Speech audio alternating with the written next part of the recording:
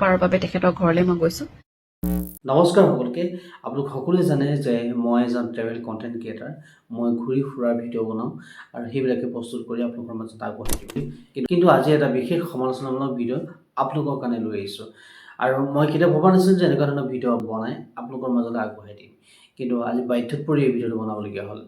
কিয় মই এই ভিডিঅ'টো বনাইছোঁ, ভিডিঅ'টো আৰম্ভ কৰাৰ আগতে এই ক্লিপকেইটা আপোনালোকে চাই লওক। জুবিন গাৰ্গ আছে, গতিকে ছবি চলিবই আৰু গতিকে পাব্লিচিটিৰ কোনো দৰকাৰ নাই। আজিৰ যুগত 21 শতিকাত পাব্লিচিটি নোহোৱাকৈ ছবি ৰিলিজ কৰিছে, কোনো পোষ্টাৰ নাই, 50টা হলত ছবি এৰি দিলে, একদম ভাবিছে জুবিন গাৰ্গ আছে, মানে ভাগি পৰি কিয় আহিব। জুবিন গাৰ্গ মিউজিকত সাংঘাতিক দক্ষ এক্টৰ হিচাপে জুবিন গাৰ্গ বহু মানুহে একো নোৱাৰে। প্ৰকৃতাৰ্থত এইসকল ব্যক্তিক চিনি থোৱাটো খুবেই জৰুৰী, কাৰণ জুবিনে জীয়াই থকা অৱস্থাত জুবিনৰ বিষয়ে তেখেতলোকে যেনেধৰণৰ কথা কৈছিল, জুবিন দা নাইকিয়া হোৱাৰ পিছত তেখেতলোকৰ ষ্টেটমেণ্ট সলনি কৰিছিল। এতিয়া জুবিনে নোহোৱাৰ পিছত তেখেতে কি কৈছিলে বলক। ইছ্যুটো খুব চেঞ্চিটিভ ইছ্যু, কাৰণ জুবিন ক্ষেত্ৰ জুবিন গাৰ্গ প্ৰত্যেক মানুহৰ বুকুত আছে। প্ৰত্যেক মানুহে বেলেগ বেলেগ ধৰণে চিন্তা কৰিছে, কিছুমানে একেধৰণে চিন্তা কৰিছে। জুবিন গাৰ্গে প্ৰতিটো সমস্যা প্ৰতিটো ক্ষেত্ৰত মাত মাতি আহিছিল। সেইজন জুবিন গাৰ্গৰ মৃত্যুৰ পিছত 6টা লাখে জুবিন গাৰ্গৰ সমাধি এনে এটা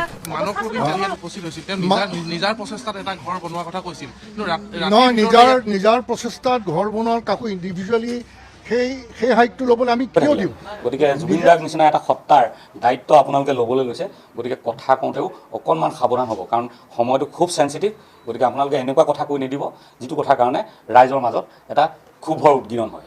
কালি দেখিছোঁ তেখেতৰ মন্তব্যৰ সংবাদ মাধ্যমত প্ৰচাৰ হোৱাৰ লগে লগে ৰাইজে খুব বেয়া ধৰণে কমেণ্ট কৰিছে। গতিকে তেখেত এজন জ্যেষ্ঠ অভিনেতা, তেওঁ কিবা কাৰণত গালি খালে মোৰো ভাল নালাগে।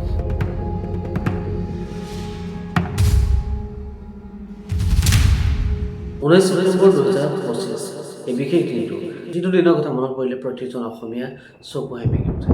এই বিশেষ দিনটো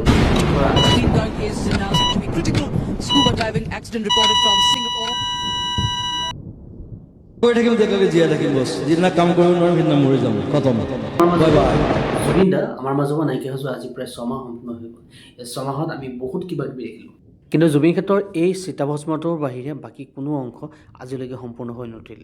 সেইদিনা আছিল 2026 চনৰ 17 মাৰ্চৰ সন্ধিয়া, আৰু সেই সময়ত জুবিন ক্ষেত্ৰৰ পৰিৱেশটো এনেকুৱা আছিল। আৰু ৰাতিলৈ আৰম্ভ হৈছিল এক মুষলধাৰ বতাহ, ধুমুহা আৰু বৰষুণ। আৰু তাৰে পিছত জুবিন গাৰ্গক লৈ গৰিমাবোৰ ফেচবুকৰ এই বিশেষ পোষ্ট। মুষলধাৰে বৰষুণ আহিছে, গল্ডি তুমি ঠিকে আছেনে?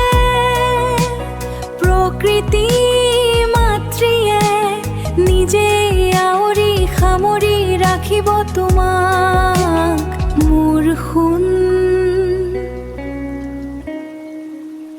আৰু গৰিমাবোৰ এই ফেচবুক পোষ্টটো পোৱাৰ লগে লগে সকলো জুবিন অনুৰাগী ৰাতিপুৱাই জুবিন ক্ষেত্ৰলৈ বুলি ৰাওনা হ'ল। লগত লৈ গ'ল টিৰপাল, যাতে জুবিন ক্ষেত্ৰত পানী নপৰে তাৰ ব্যৱস্থা কৰিবৰ কাৰণে। আৰু তাৰে পিছত গৰিমাবোৰে জুবিন ক্ষেত্ৰৰ বিষয়ে কি ক'লে মিডিয়াৰ আগত শুনোৱা হওক। আৰু সেইখিনি আচলতে চৰকাৰৰ কাম, যিহেতু তেওঁলোকে কৰোঁ বুলি ভাবিলে বহুত সোনকালে তৎপৰতাৰে কৰিব পাৰে। বৰষুণ অহালৈকে ৰৈ নাথাকিলেও হ'লহেঁতেন। প্লেনিং এখন আমাক সকলোকে দেখুৱাওক, ৰাজহুৱা কৰক।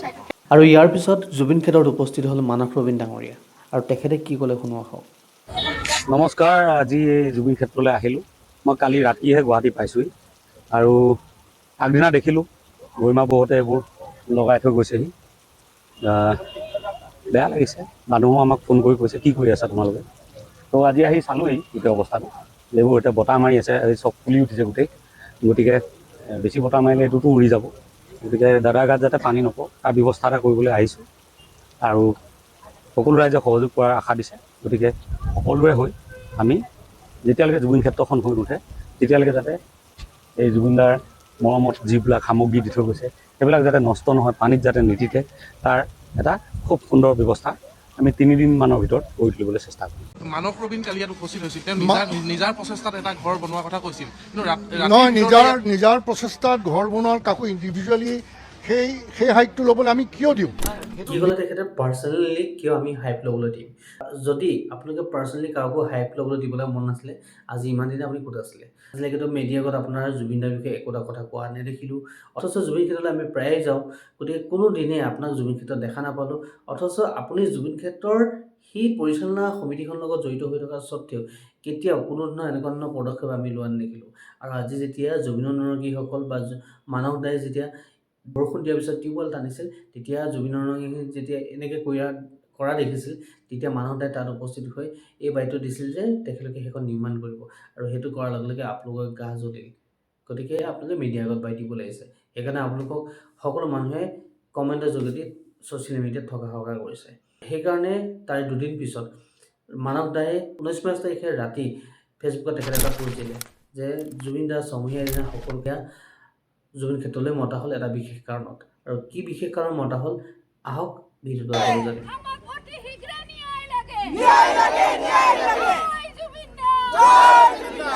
প্ৰক্ৰিয়াটোক আমি চলাই লৈ যোৱা, সেইকাৰণে কালি তেখেতে সংবাদমেলৰ যোগেদি মানস জুবিন ককাইদেৱে ঘোষণা কৰিছিল যে আজি আমি জুবিন ক্ষেত্ৰত সমবেত হৈ আমি এখন কমিটি বনাম, যিখন কমিটি আমি কিবা আমাৰ বেলেগ ধৰণৰ কিবা কাৰণে নহয়, কেৱল জুবিন দাৰ কাৰণে, কেৱল জুবিন ক্ষেত্ৰৰ চোৱা চিতাৰ বা জুবিন ক্ষেত্ৰৰ যাতে অনাগত দিনত কামসমূহ সুকলমে হয়, ভালদৰে হয়, আমি যাতে অসমৰ এখন ঐতিহ্যমণ্ডিত ক্ষেত্ৰ আমি গঢ় দিব পাৰোঁ, এক পৰ্যটনস্থলী হিচাপে যাতে আমি গঢ় দিব পাৰোঁ, এক তীৰ্থস্থান হিচাপে আমি যাতে গঢ় দিব পাৰোঁ, গোটেই পৃথিৱীত যাতে সকলোৱে, গোটেই পৃথিৱীৰ বিভিন্ন প্ৰান্তৰ লোকে যাতে আহি এই জুবিন ক্ষেত্ৰ চাবলৈ আহে, জুবিন ক্ষেত্ৰৰ কথা কৈ যায়, আৰু তেতিয়া সকলোৰে কাৰণে ভাল হ'ব।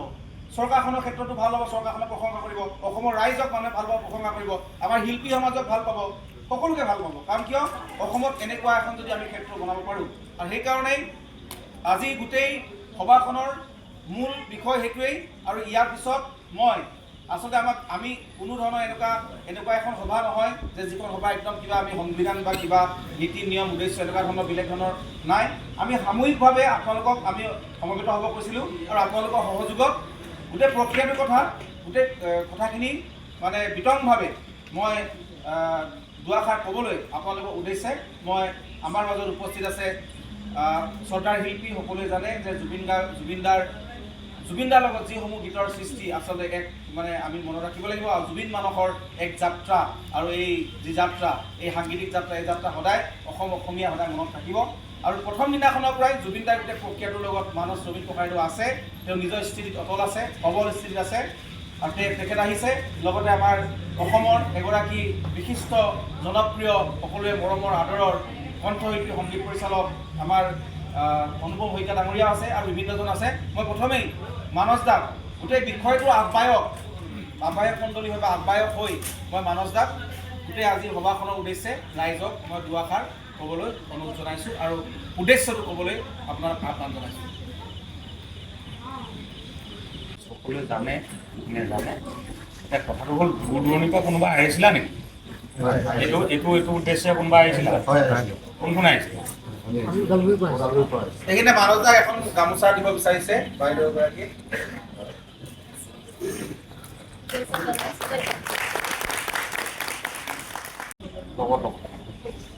তেতিয়াহে হ'ব, হয় নাই? গতিকে সকলোকে লগত লৈ কমিটিখন গঢ়ি দিম, আজিৰ পৰা প্ৰক্ৰিয়াটো আৰম্ভ হৈছে। এই ছমহীয়া দিনাই প্ৰক্ৰিয়াটো আৰম্ভ হয়। আৰু এই কমিটিখনে আটাইবোৰ কথাৰ লগতে জড়িত হ'ব।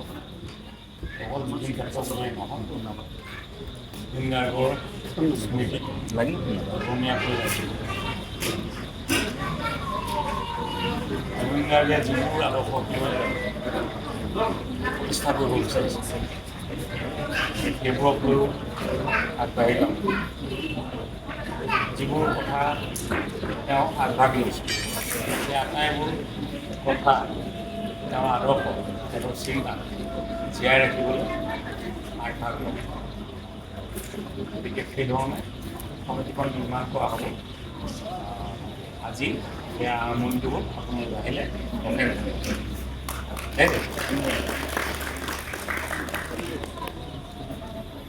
আপোনালোকৰ সকলোৰে নাম আৰু ফোন নম্বৰ আৰু জিলা লিখি থৈ যাব। উপস্থিত সমূহ ৰাইজক মই নমস্কাৰ জনাইছোঁ। আৰু আপোনালোক আচলতে আজি মানৱ ভগিনে বিশেষভাৱে এটা মনস্থ কৰিছে, কিবা এটা ব্যৱস্থা কৰিছে, তাৰ লগতে ময়ো সংলগ্ন হ'বলৈ পাই আচলতে সুখী হৈছোঁ। আৰু আপোনালোক বহুত দূৰ দূৰণিৰ পৰা আহিছে, সকলোকে বহুত বহুত ধন্যবাদ জ্ঞাপন কৰিছোঁ। আৰু স্থানীয় আজি উপস্থিত থকা ৰাইজৰ উপৰি বহুতখিনি ৰাইজ আচলতে একত্ৰিত হৈ আজিলৈকে জুবিন ক্ষেত্ৰখন এটা মৰ্যাদাপূৰ্ণ মানে আমাৰ নিজৰ সম্পদ হিচাপে ধুনীয়াকৈ আপোনালোকে যিধৰণে নিজৰ সময় খৰচ কৰিয়েই হওক বা নিজৰ অৰ্থনৈতিক ব্যৱস্থাৰ মাজেৰে হওক বিভিন্ন ধৰণে সুন্দৰকৈ ৰাখিছে। গতিকে মই সকলোকে ধন্যবাদ জ্ঞাপন কৰিছোঁ। মানৱ ৰবিনৰ এক প্ৰয়াস আৰু মানৱ ৰবিনে যিটো প্ৰয়াস কৰিব আচলতে সেইটো ডেফিনেটলি আমাৰ সকলোৰে গ্ৰহণযোগ্য হ'ব, ৰাইজৰো গ্ৰহণযোগ্য হ'ব, চৰকাৰৰো গ্ৰহণযোগ্য হ'ব। গতিকে সেই কথাটোৰ লগত ময়ো আজি জড়িত হ'বলৈ পাইছোঁ। গতিকে ডেফিনেটলি কিবা এটা শুভ চিন্তা হ'ব। গতিকে সেই চিন্তাটোৰ লগত আপোনালোক একাত্মক হৈ পেলাই জুবিন ক্ষেত্ৰই হওক, জুবিন ন্যায়েই হওক, যিয়ে নহওক সকলোখিনি যেতিয়া সফল কৰি তুলিব পাৰে, গতিকে সকলোকে মই অনুৰোধ জনাইছোঁ আৰু সকলোৰে সহায় সহযোগিতা কামনা কৰিছোঁ। ই এক নতুন যাত্ৰা হওক আৰু এই নতুন যাত্ৰাৰ মাজত খালি আমাৰ কোনো ধৰণৰ যাতে বৈষম্য বা পলিটিকেল বা বেলেগ ধৰণৰ কথা আহি নপৰে। ইয়াক এটা খুব সুচিন্তাৰে আচলতে মানুহখিনি আগবাঢ়িছে। গতিকে আমি সকলোৱে একত্ৰিত হৈ এই যাত্ৰাৰ পথিক হৈ পেলাই আমি সুন্দৰভাৱে আগবাঢ়ি যাওঁ, তাকেই কামনা কৰিছোঁ। আপোনালোকৰ সকলোৰে সহায় সহযোগিতা কামনা কৰিছোঁ। জয় জুবিন গাৰ্গ। এখন জ্বলন্ত চকী স্মৃতিৰ চাহ উজাগৰি জুই কুৰা ক'ত হেৰালা